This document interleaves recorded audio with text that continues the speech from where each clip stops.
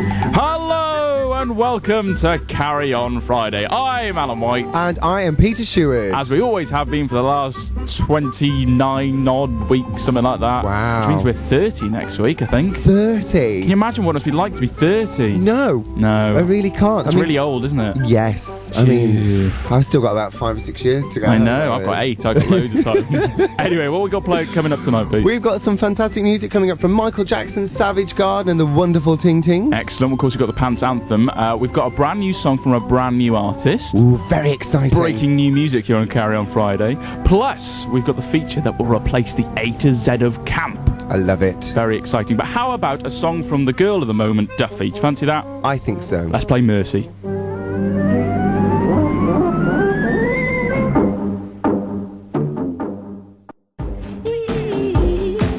Duffy with Mercy here on Carry On Friday. That especially for Sabu, the guy that you like to make fun of. We never like to make fun of him. What did you do again? We sent him a Valentine's card and we were children, and I apologised for that. You did, for being a child. For being a child and you know, and stuff. So yeah. Yeah, okay. But, we love him now. You do. And He's also, a living legend. Is he? Yes. That's good to know. Of course, Duffy had a massive week at the Brits. Oh, I know. What was it? Best female, best British breakthrough act, and best album, which is a big deal. I know. I'm a little bit gutted, actually, because, well, I'm not gutted, because I missed the Brits this year. I didn't see it either. I missed it, and every year I watch it normally, but this year I was out and I missed it, but I had a good time while I was out, so it doesn't matter. Oh, well, that's the main thing, That isn't is it? the main thing. We start the show with a new one from Oasis as well, Falling Down, your favourite band, Oasis. But I like it anyway. And thank you to Gavin. Oh, thanks, Gav. For the last couple of hours. Yes, thank you for warming everybody up into the Carry On Friday vibe and feeling or something like that. Now, usually this point of the show, A to Z of camp. But it's gone. It's gone. We've gone from the whole A to Z, and we thought about doing numbers. That doesn't work. No. So we had to get a new feature. I say we. It's Pete's brand new feature, part of the show. I believe, Pete, there's a little jingle that goes with it. Should we get straight into it? Definitely. Sheward Soundtrack.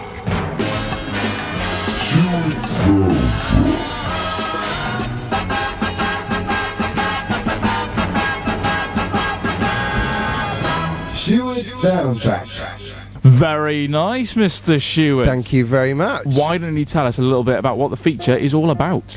Well, basically, Sheward Soundtracks is where I play a song from a famous film. Right. And then I'll tell you a little bit about the film and, of course, play you the song. I see what you've done there. That's very clever. And this week, I decided to go for a classic, which I think is both a good film for boys and girls, and it's Right. Coyote Ugly. Okay, right. Coyote Ugly stars Piper Piabo. She plays Violet Sanford, who leaves her hometown and her father, Bill Sanford, played by the fabulous John Goodman, to pursue her dreams in New York. Dad, you said I could be whatever I want to be. I never said songwriter in New York City. That's the exception. Put some pepper spray in your purse. Even if you're not sure, just start spraying. Violet tries unsuccessfully dozens of times to get her demo tape noticed by the studios. With only a few dollars left in her pocket, she goes to an all-night diner and notices some girls flaunting hundreds of dollars on tips that they've earned. After inquiring, she finds out that they work at a trendy bar called the Coyote Ugly. She finds her way to the bar and convinces the bar owner, Lil, to hire her because she looks like a kindergarten teacher. After starting the job, she quickly discovers that she must learn the ropes of singing, dancing and performing wild acts before a rowdy crowd. Coyote Ugly. Why would you name your bar that? Because Cheers was taken. After meeting Kevin O'Donnell, played by Adam Garcia, she helps to overcome her shyness and stage fright, and they become lovers. In spite of his attempt to hide his past and the departure from Australia, she finally lands a deal with a record label after a successful performance at an open mic night at the Bowery Ballroom, which is attended by all the coyotes from the Coyote Ugly Saloon. Give me a scotch and water. Hey, everybody! Do we serve water in this bar? That's very nice, Pete. Oh, I think so. I've got a bit of trivia for you as well. Sock it to me. The slang term Coyote Ugly refers to the feeling of waking up after a one-night stand and discovering your arm underneath someone who is so physically repulsive that you would gladly gnaw off your own arm without waking the person just so you can get away without being discovered. Right. Coyotes are known to gnaw off their limbs if they get stuck in a trap in order to facilitate escape. Ever been in that situation, Pete? Never. The film has a cameo appearance by Johnny Knoxville, pre-Jackass days, right. and a performance by the band Callin before they became famous with their debut album, Camino Pamaro, or whatever it was called. Jessica Simpson went to many auditions for the lead character, but dropped out when the filmmakers refused to take out the sex scene. Most of the sex scene was cut from the final film anyway, so she could have just done it. Sad times. I know.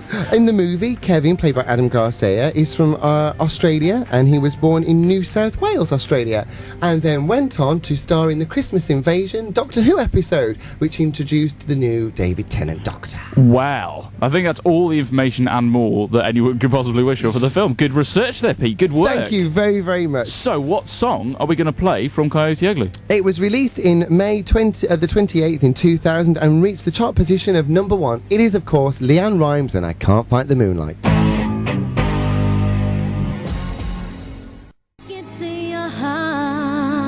Leanne Rimes with Can't Fight the Moonlight, the very first Sherwood soundtrack. I quite like that. I liked it too, you know. I probably spoke too much about the film, because if people haven't seen it, well, I've just told them all about it. That is a good point. And I do hate that when that happens. I remember with The Others, with Nicole Kidman. Oh, yeah. And spoilers coming up.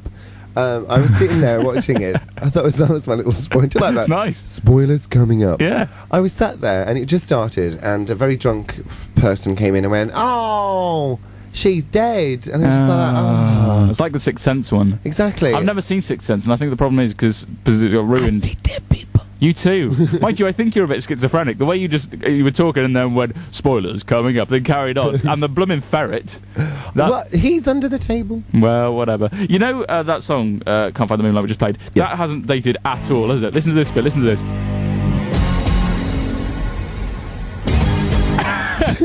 like NSYNC or Backstreet Boys, isn't it? Proper 90s. Well, it's early noughties, isn't it? Well, it's 2000, so... Well, I suppose just you know, it's kind of, it's kind of like, you know, a bit of a throwback from the 90s era. But it was nice anyway, I enjoyed it, thank you. I'm looking forward to next week's now. Thank you. And I was loving the jingle. That's a chance to sing along for people there, that little Pearl and Dean bit. Well, you did that all yourself, live. Yeah. No mics are intended. No special effects even. How's your week been, Pete? I've had a phenomenal week. Good. It's just been a very good week. I've met some interesting people, and I've had a very, very nice week. Good. I'll leave it at that for now. Oh, good. I'm very pleased. What about you? What you been up to? I went out last night, saw some friends I hadn't seen for months. That was nice. Had a Always good good. night. Yeah. So I had Burn Monday. Oh, what was he like? Very funny. Very, very funny. Go on. Where was he on? St. David's Hall. Now, am I right in thinking that when you see a comedian, because I always find this, when they're really funny, you don't remember what they've... Yeah. You just know that you laugh. Yeah, that's a good point. I think that's great. Yeah. So do you remember any of his jokes? He made a good point about Back to the Future. Right. Because everyone loves Back to the Future. Well, shush. Everyone's got taste, loves Back to the Future. You know, obviously everyone knows Back to the Future, that he goes back, he helps his dad, and so he becomes quite good friends with his dad, doesn't he? Yes. Yeah? And his mum kind of fancies him, which is a whole other issue, but, so they know him pretty well there, and his name's Calvin Klein in it, isn't it? Because he's wearing Calvin Klein pants. Yeah. Other types of pants are available. Yeah. But do you not think at some point then after that, they come down to the breakfast table when he's about 17, and surely they should go, Calvin Klein? Yeah. You remind me of a guy at school. It's just bizarre. Oh, love. Look at him. Did he look like the guy that you fancied and the guy that was my best friend for a week? Yeah, I know. Yeah, true point. Good point, Ed Byrne. Yeah, he's very. Yeah, no, he's very good. I think they should address that in Back to the Future 4. Are they making a Back to the Future 4? No, I think they should. Maybe we should. Yeah. We should do it on the air. Marty McFly. Oh, the radio version of Back to this. It wouldn't be the sound of the special effects wouldn't be quite so good, would they? No, it'd be me Sadly. just making noises. What was the first one? Was it an elephant? That was the Diluvian. No, not the Diluvian. What's DeLorean. What the hell's a Diluvian? I don't know. I don't know. Never mind. Anyway, this next song is Savage Garden, Pete. I believe you have something to say about it. Well, no, it's not something to say, but I really think, do you know, in there's certain songs that you kind of think, oh, the lyrics are really quite good. If you get a chance, listen to these lyrics, because I do believe that what you give is what you get returned, and that, you know, junk food tastes so good because it's bad for you. And there's lots of other great little lyrics like I do not believe that you can choose your sexuality and stuff like that. Well, I suppose the lyrics should be something decent. They should have a meaning or something. Well, or not bother. Or not. Yeah. Anyway, okay, so we've got Savage Garden and Affirmation, a quick break, and then we'll have Michael Jackson and back with a brand new song from a brand new artist. So don't go away.